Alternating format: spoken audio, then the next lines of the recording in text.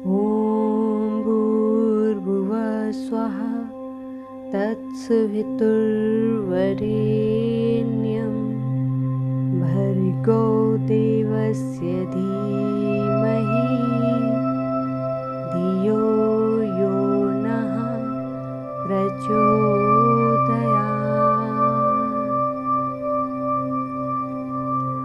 Possibility है आपने यह मंत्र सुना होगा, लेकिन इस मंत्र की शक्ति का अंदाजा शायद ही आपको होगा। इस एक मंत्र के द्वारा क्या संभव है, यह सोच से परे का विषय है।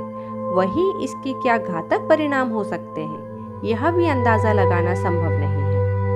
यही जानकारी आपके साथ साझा करने हम प्रस्तुत हैं माउस टीवी पर।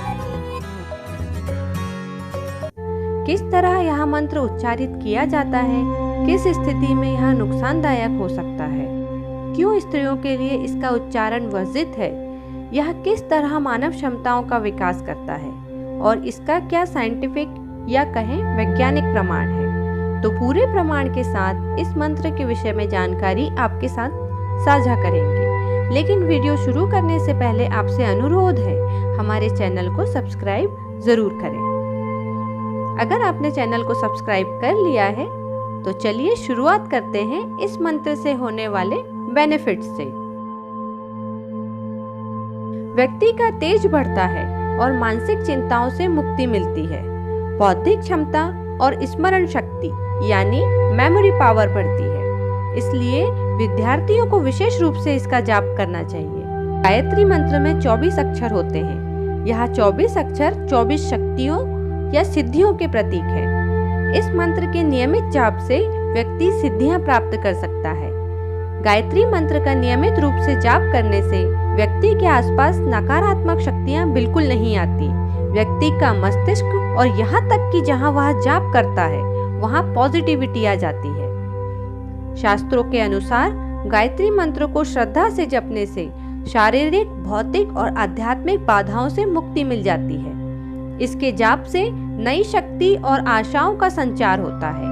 जो भी इस मंत्र का जाप करता है उसके गुणों में वृद्धि होती है। इस मंत्र के उच्चारण से शरीर के उन नाड़ियों में भी प्राण शक्ति आ जाती है और ब्लड सर्कुलेशन स्वस्थ हो जाता है जो निर्जीव हो चुकी हैं। इससे शरीर के सारे रोग व परेशानियां खत्म हो जाती हैं। इसी कारण ऋषियों ने गायत्री मंत्र को सभी प्रकार की मनोकामना पूर्ण करने वाला बताया है। धर्मशास्त्रों में इस मंत्र का क्या महत्व बताया है, अब वह देखते हैं। गीता में भगवान श्री कृष्ण ने कहा है, गायत्री छंद समाहम। इसका मतलब है मंत्रों में मैं गायत्री मंत्र हूँ, अतः सभी मंत्रों में यह सर्वोच्च है। देवी भागवत में कहा गया है कि नरसिंह, सूर्य, वराह, तांत्रिक और वैदिक मंत्रों का अनुष्ठान बिना गायत्री मंत्र के पूरा नहीं होता। महाभारत में बताया है कि जब भीष्म पितामह बाणों की शैया पर थे तब उन्होंने युधिष्ठिर को समझाया था कि जो व्यक्ति गायत्री मंत्र का जाप करता है उसे धन, पुत्र, घर के साथ सारी भौतिक चीजें मिलती है, अकाल मृत्यु नहीं होती और सारे कलेशों से बच जाता है। गायत्री मंत्र का जाप करने से भगवान शिव तो प्रसन्न होते ही हैं, साथ ही सूर्य देव की कृपा भी इस मंत्र से मिलती है।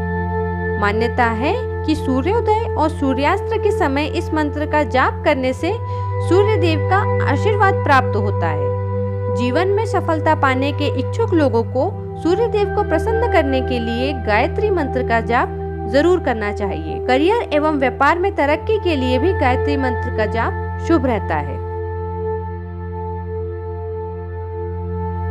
उस प्राण स्वरूप, दुखनाशक, सुख स्वरूप, श्रेष्ठ, तेजस्वी, पापनाशक, देव स्वरूप परमात्मा को हम अपनी अंतरात्मा में धारण करें। वह परमात्मा हमारी बुद्धि को सन्मार्ग में प्रेरित करे। गायत्री उपासना कभी भी किसी भी स्थिति में की जा सकती है।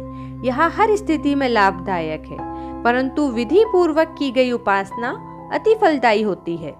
अतः शौच स्नान से निवृत्त होकर नियत स्थान पर नियत समय पर सुखासन में बैठकर नित्य गायत्री उपासना की जानी चाहिए। गायत्री मंत्र ऋग्वेद के तीसरे मंडल के 62वें सूक्त में मौजूद 10वां श्लोक है। ये हजारों वर्ष पुराना वैदिक मंत्र है जिसकी रचना त्रेता युग में ऋषि विश्वामित्र ने की थी। संपूर्ण ऋग्वेद के 10 सहस्त्र मंत्रों में इस मंत्र के अर्थ की सबसे अधिक व्यंजना की गई है।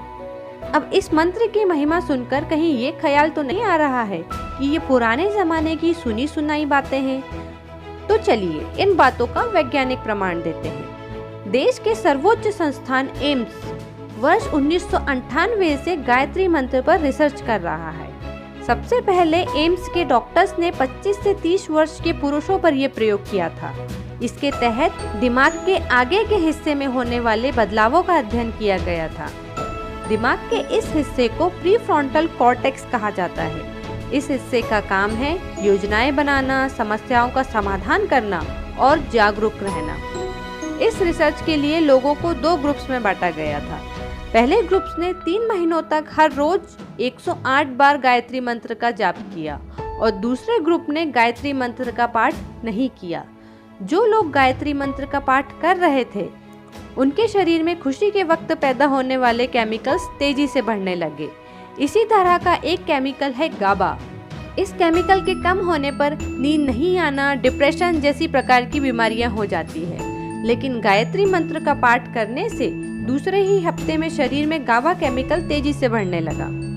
दिमाग में सक्रियता बढ़ाने वाले केमिकल्स की मात्रा भी ज्यादा हो गई। 5 हफ्तों तक किए गए MRI की मदद से ये नतीजा निकला कि जिन लोगों ने गायत्री मंत्र का पाठ किया था उनका दिमाग बहुत शांत और जागृत हो चुका था।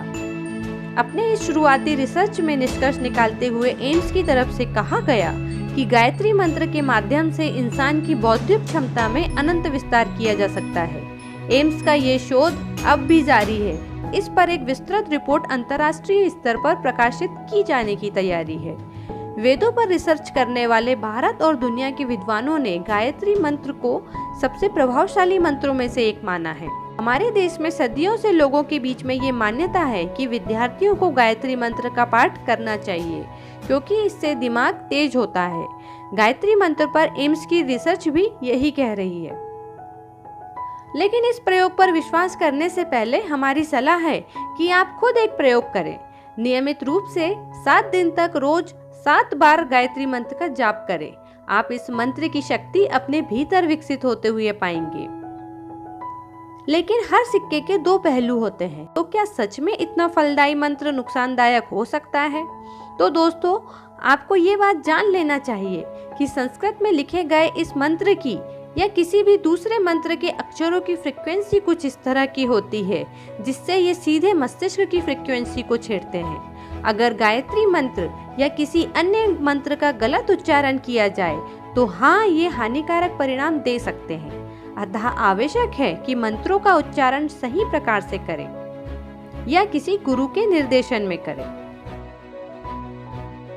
गायत्री मंत्र के बारे में कहा जाता है कि स्त्रियों को गायत्री मंत्र का जाप नहीं करना चाहिए। शास्त्रों के आधार पर कहा जाता है कि स्त्रियों के लिए गायत्री मंत्र का जाप करना अच्छा नहीं होता। ये मान्यता सदियों पुरानी है, लेकिन प्राचीन समय में स्त्रियां भी जनेऊ धारण करती थी और पुरुषों की तरह धार्मिक कार्यों में हिस्सा लेती थी। लेकिन समय बदलने के साथ धार्मिक मान्यताओं में भी बदलाव आ गया। महिलाओं के लिए गायत्री मंत्र के जाप को वर्जित करने की वजह है स्त्रियों में होने वाला मासिक धर्म। हिंदू धर्म में मासिक धर्म के दौरान स्त्रियों को धार्मिक कार्यों और अनुष्ठानों से दूर रखा जाता है, इसलिए उन्हें गायत्री मंत्र का जाप करने से भी मना किया गया है। आपको बता दें कि इन धार्मिक मान्यताओं और तथ्यों का कोई वैज्ञानिक प्रमाण नहीं है। ये तो बस सुनी सुनाई बातें हैं, जबकि इसकी सच्चाई का कोई प्रमाण नहीं है।